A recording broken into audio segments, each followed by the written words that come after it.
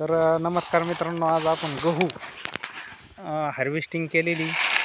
Harvesting झाल्याच्या नंतर या ठिकाणी आपण एक दिवस वाळू घातला आणि वाळू घालून याच्यामध्ये जास्त किडे होऊ नये त्याच्यासाठी आपण बोरिक ॲसिड C.P. हे निमरस युक्त घेतलेलं आहे आपण. तर मित्रांनो, याच्यामुळं आपल्या जे गव्हामध्ये होणारी जी कीड असते ही कीड नियंत्रणात येते आणि कीड होत नाही.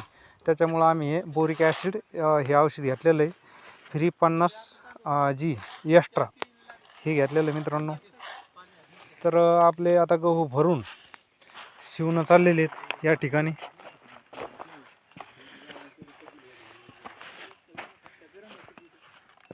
आणि लगेच भरून डायरेक्ट गावाकडे जाऊन देणार आहे.